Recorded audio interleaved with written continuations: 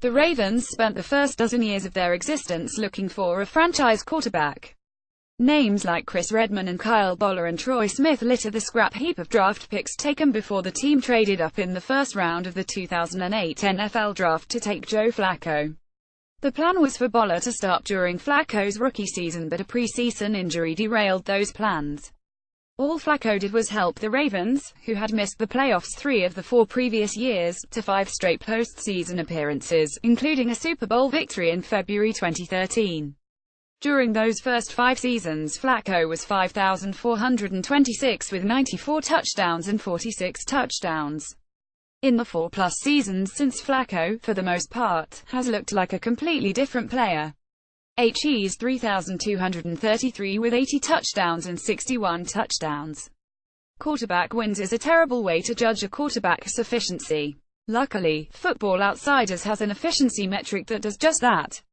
Here's where Flacco has ranked in passer efficiency during his career: 2008 19th, 2009 14th, 2010 11th, 2011 14th, 2012 17th, 2013 40th, 2014 8th, 2015 27th, 2016 30th, 2017 31st. Perhaps most amazing is that Football Outsiders' efficiency metric is cumulative. One game builds on the next and the numbers add up over the course of the season.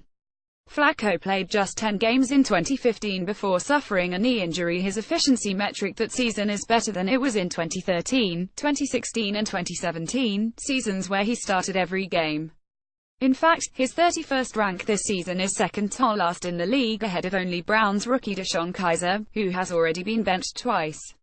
And just ahead of Flacco Mike Glennon, who was benched after 4 games and hasn't played since. Put another way, a terrible quarterback on a terrible offense has been more efficient through 4 games this season than Flacco has through 7. It gets more depressing. The names ahead of Glennon include the likes of Josh McCown, Jay Cutler and Brian Hoyer.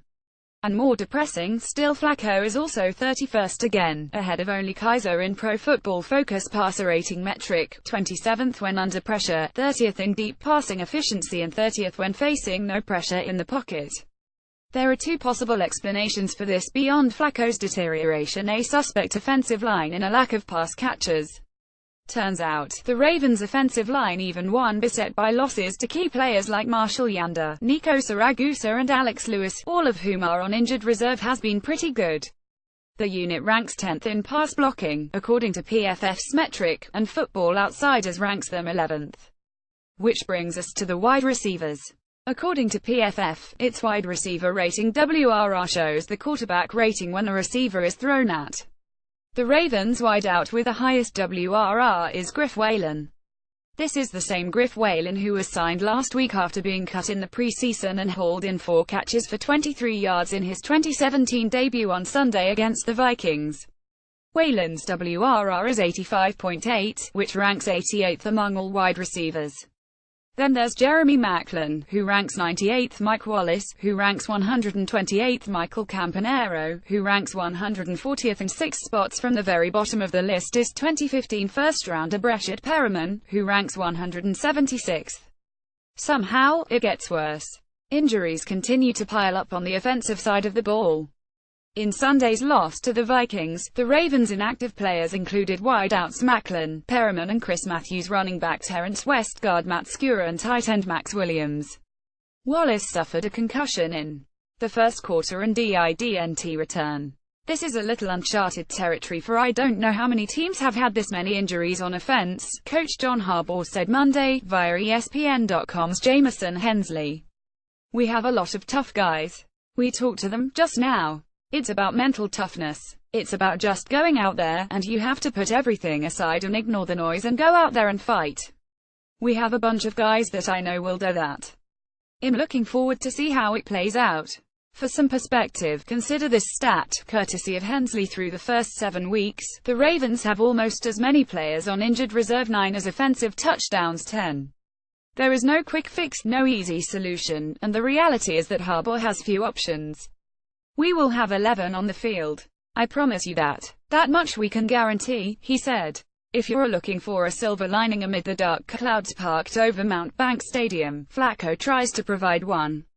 You go back to work. You get better. You look at where you made mistakes, Flacco said, after the Ravens managed just 208 yards on offense against the Vikings. But I would say overall that we're trying to fix something that's completely broken. We can't look at it that way. We have to keep our heads up and play one game at a time. This is where we are right now, and there's nothing we can do to go back in time right now and change it. We work hard. We're in the building 247 trying to get everything as good as it can be, so we're going to continue to do that. Thursday's matchup could be unstoppable force meets a movable object. The Ravens' pass offense ranks 29th while the Dolphins' pass defense is 27th. Life after Cutler. Jay Cutler, who signed a one-year, $10 million deal to replace injured Ryan Tannehill, has not been very good.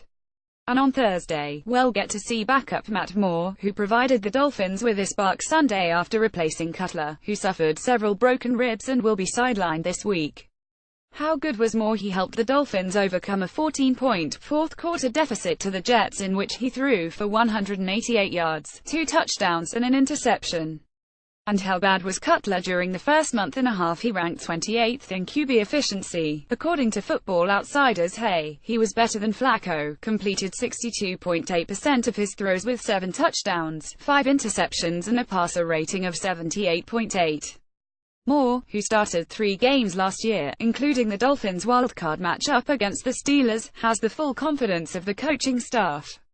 He's a fireball, offensive coordinator Clyde Christensen said this week. He comes in there flinging it. He's fun to watch and I'm glad he's on our side.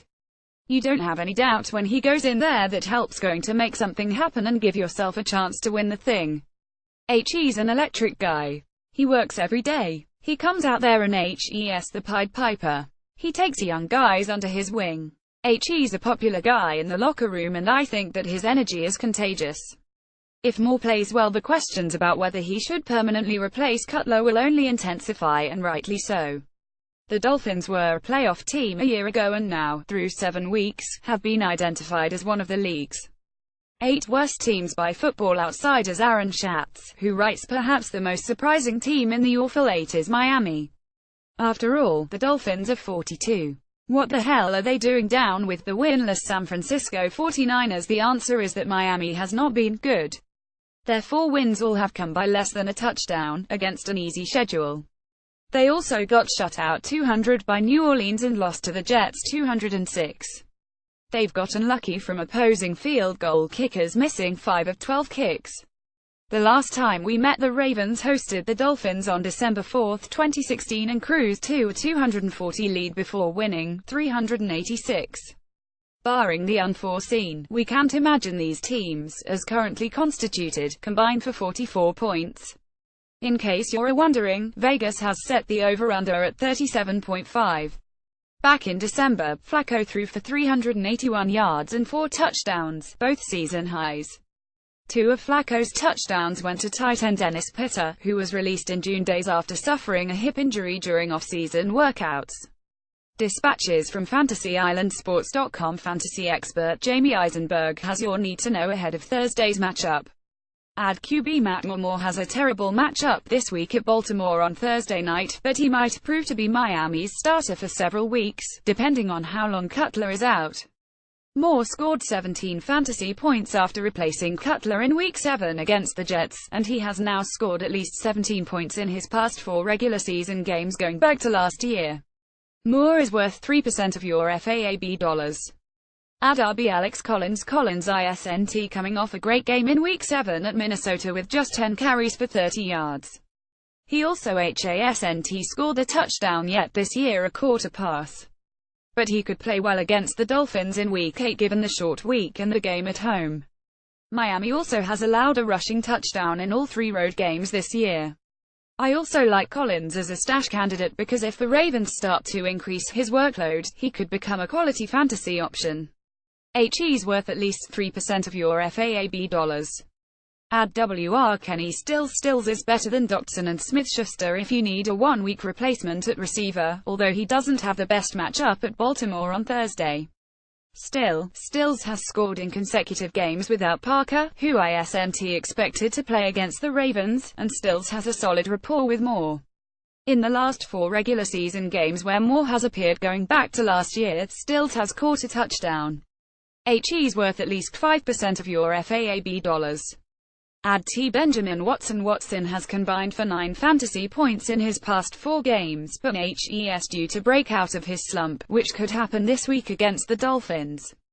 The Ravens are banged up at receiver, and he does have 13 targets in his past 2 games against Chicago and Minnesota. He's combined for 11 catches and 66 yards over the span, so all that's missing is a touchdown.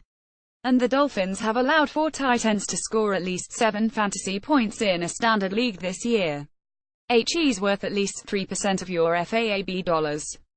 They said this settling for field goals sometimes is winning football. Flacco, pretty much conceding that Justin Tucker is the Ravens' biggest offensive weapon. Who ya got? 2 of 7 CBSSports.com experts have the Ravens beating the Dolphins and covering the 3.0 point spread. Pete Prisco is not one of those experts. It will be Matt Moore starting at quarterback for the Dolphins for the injured Jay Cutler. He was good in relief against the Jets, but he faces a tougher challenge here. This is a game that will be decided by the 2 defenses. I think it will be Miami that will find a way to win a close one.